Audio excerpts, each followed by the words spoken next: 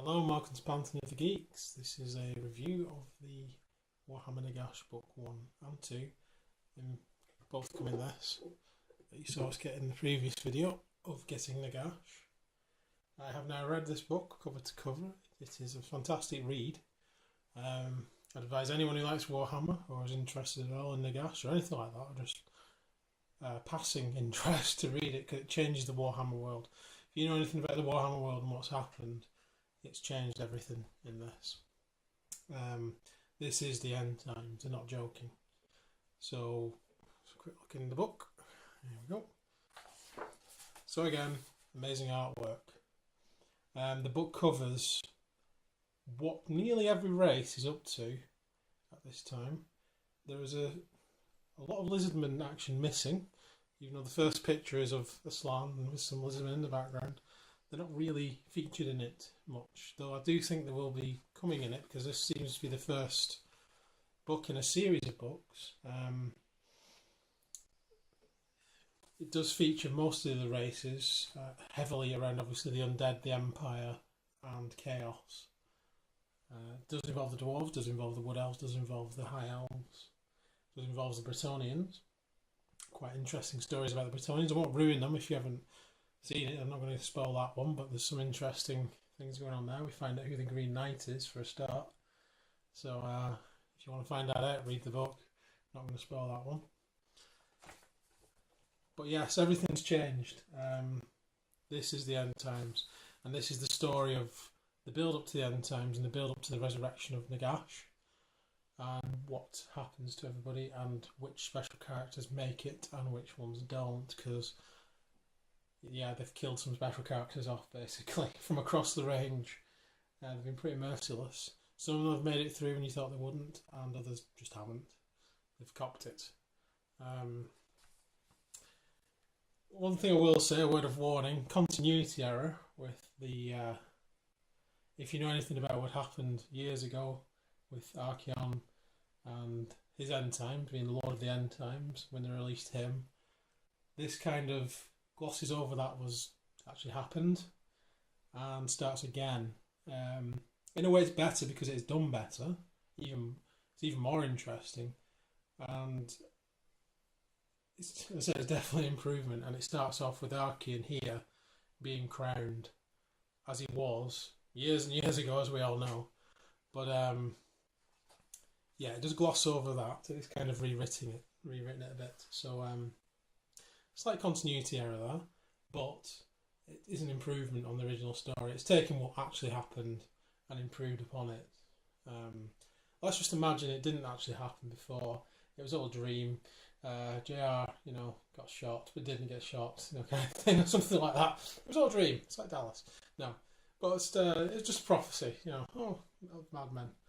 But yeah, I enjoyed the original Archaon, and it's a shame they couldn't have written it in. But at the same time, what they've done here is better and more devastating and more interesting.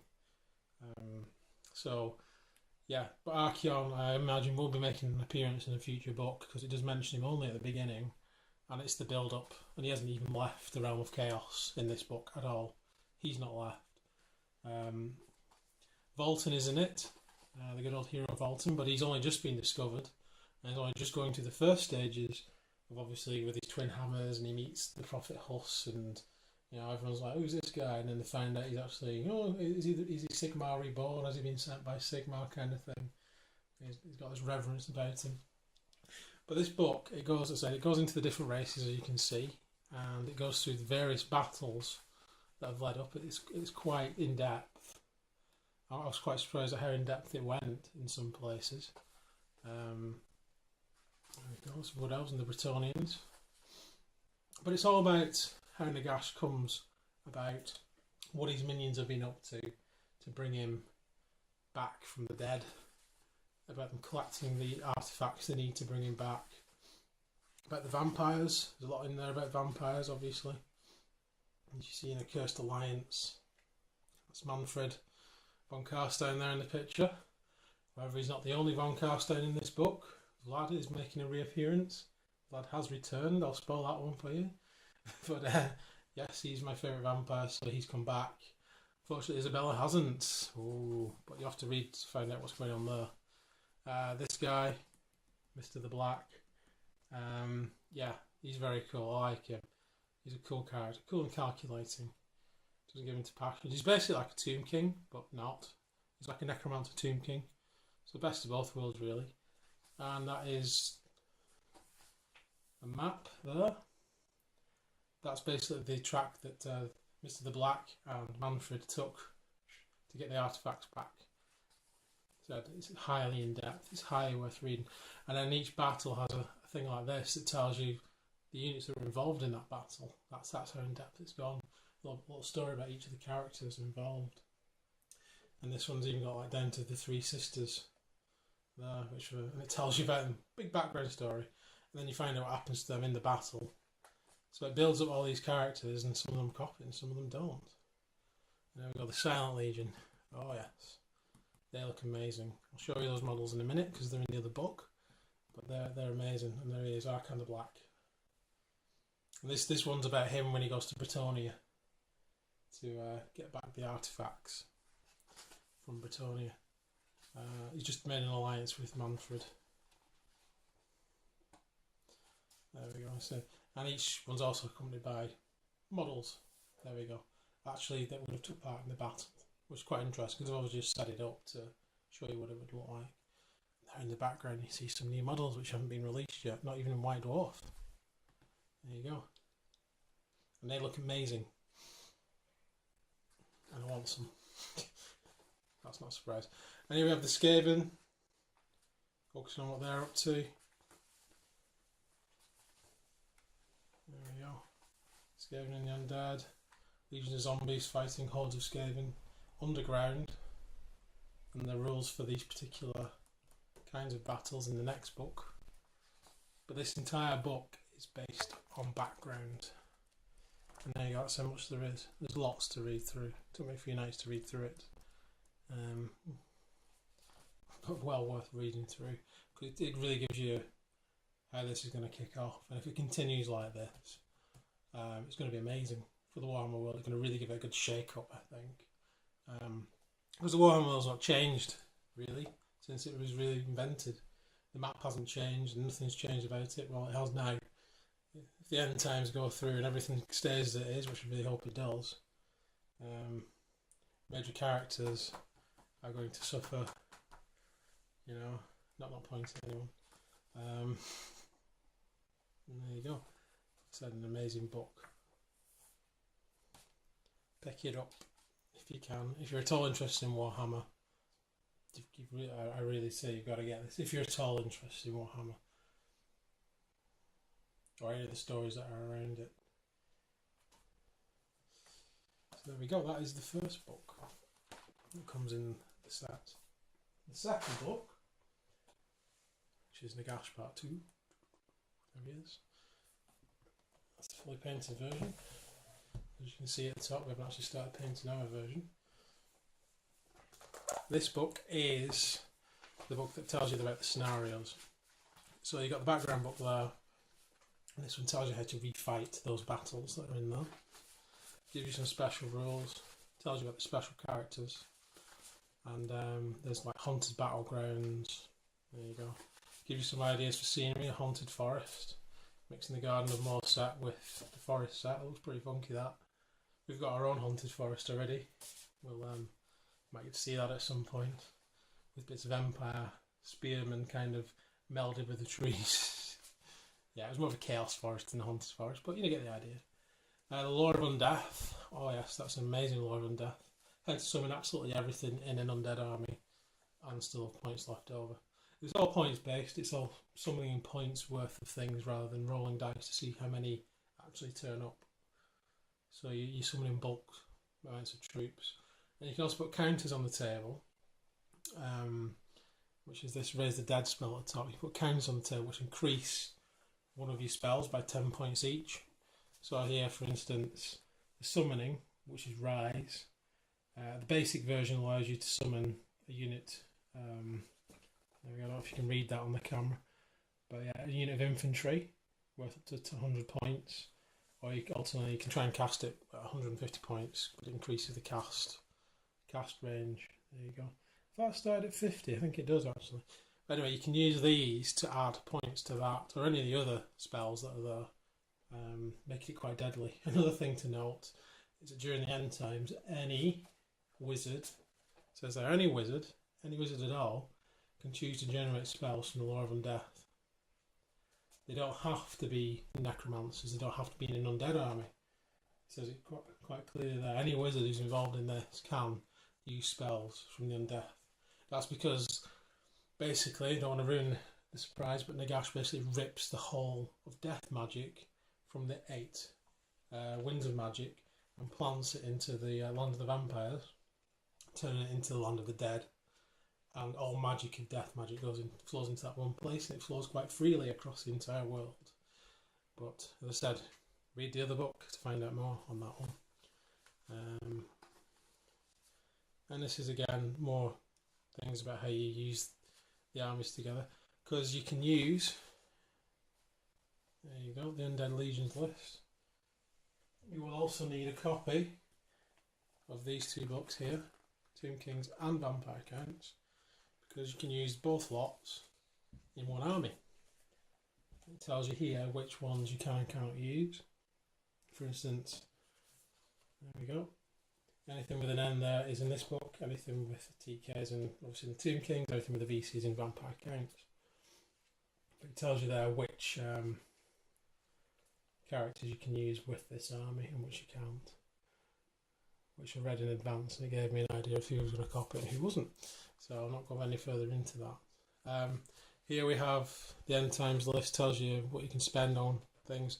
And quite surprised there, Lords and Heroes now up to 50% of the entire army can be them. Lords up to 50% and Heroes up to 50%, no limit. So this is now about characters, obviously, about spellcasters, about summoning big units. So yeah, it's all about Nagash. So then it goes on to the special rules for each character, which you may have seen in White Dwarf, but these are the rules for Nagash. And then out this week, Manfred von Karstein, Mortarch of the Night. Is it Mortarch? Mortarch? Mortarch? Mortarch? What are we going with? Mortarch. Mortarch, sounds good. Mortarch of the Night. And there he is.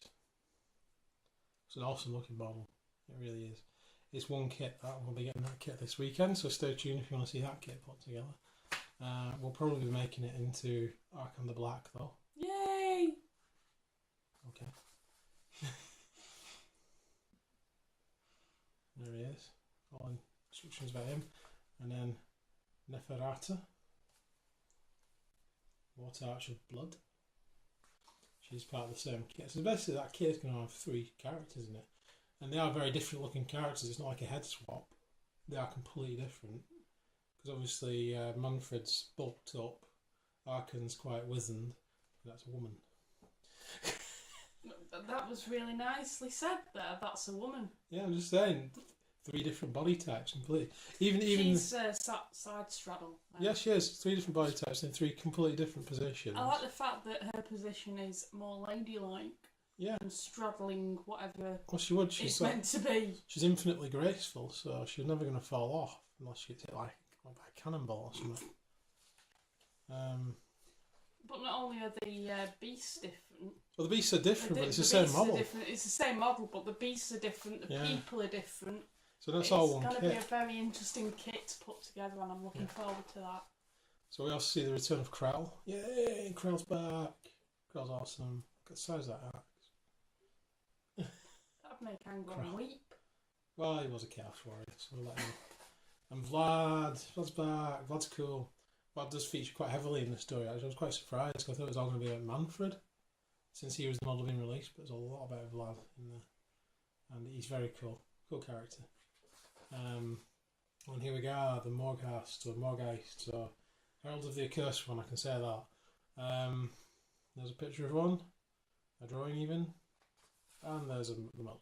There you go. So the 2 versions of them, which after looking at them, they're almost exactly the same. One's 80 points, one's 90 points. The 90 point version comes with Ebon Wrought armour, which is a 4+ armour save. The others just come with heavy armour. And they come with 2-hand weapons, which are these ones there. And these guys come with these massive halberds. Both look really cool. And yeah, the Heralds of the Accursed one have Hover, Killing Blow, Terror and Undead. Their stats line the same. 6 for movement, 5 for weapon skill, 3 for ballistic skill, 5 toughness and strength, 4 wounds, 4 initiative, 3 attacks and 10 leadership. Yeah. Nasty. 90 points for them, as I said, 80 points for them. I imagine those models will be out pretty soon. Maybe even like in this week's White Dwarf. Because they've already shown them in this book. I don't know what else is coming out. Then we have some of the non-undead characters. Not that these guys are on the same side or anything, but here we have Volton. As you can see, the picture of him is the first of the 3 models of Volton, because there's 3 models. This is the youngest looking version, the one that's represented in the book, with his 2 hammers and treading on the Beastman, because that's his backstory. He likes treading on Beastman. Per Beastman, don't know what they ever did to him. But yeah, that's the first one, Volton. Nothing like Vulcan, because obviously Vulcan doesn't use hammers. Wait a minute. Crom the Conqueror, moving on. He's in there. And that's the character section for this. But there's a lot more characters mentioned in the main book. So imagine when they release more of these, we'll see even more characters. I'm hoping to see some new Bretonnian characters. I've heard on the grapevine Bretonnians will be re-released soon. So I think that'll be the opportunity to see more new characters. And there we go. So the rest of this book is really breaking down the battles that I mentioned in the first book. And the units and the forces that took part in each battle. I'll just flick through that. There we go. And I see a later version of Volton there. That's his mid-range one. Looking nothing like Thor, of course. No, it's nothing like Thor. No. Copyright. Yeah, there you go. So as you can see, the battles do eventually end up in Camry. I'm not going to ruin the surprise at the end when Nagash loses and it's all for nothing. Oh wait, did I say that out loud? It's all been a dream. It's all been a dream. Another dream. So there you go. That was it. And it's well worth it, I think. Those are the books. So my opinion is, if you like Warhammer, read it. It is the future of Warhammer. The end. And I don't think it'll be the end of Warhammer, I just think it's the end times, which will reshape the world. A bit like Cataclysm in World of Warcraft. But I'm really looking forward to see what happens next. There we go. And obviously, there's the other 2 books required for this. You don't have to use both armies, but it's a good opportunity to mix some nice cheap Vampire Counts units with some nice heavy hitting Tomb Kings units, which is what I plan to do. Big unit of zombies, big unit of skeletons, and then lots of horrible shooty things and monsters from there. What do you think? Well, I've not read the book, but it certainly made me want to read it. From what you've told me, bits of the story you've told me, I wouldn't mind giving it a read myself. And I certainly wouldn't mind reading the book by Josh Reynolds, The Return of Nagash. Yeah. So this is what we're going to be reading next. Yeah. So if anyone's interested, let us know. We can do a review on this as well. But for now, that's where we're up to. Mm-hmm. So yeah, we're going to be painting an undead army. Yeah. And we're going to be probably playing some of these battles eventually. Not in the near future, but in the mid future, I would say. We will be, yeah. Yeah. Yeah. But yeah, I hope you've enjoyed this quick look at Nagash. I hope it's inspired you to perhaps, if you like Warhammer, to rekindle your interest in it, or if it's new, maybe even have a look at it. It's a good time to get started. If you've never looked at it, this is the time everything's changing. So yeah, it's cool. Mm-hmm. That's my verdict. Cool. So we've been Pantheon the Geeks. I'm Paul. I'm Claire. Thanks for watching. Please like and subscribe the video, and please share it with your friends. But bye for now. Bye. Bye. Goodbye, viewers. Join me again, Nagash, on Nagash of the Geeks. Oh, that nearly broke.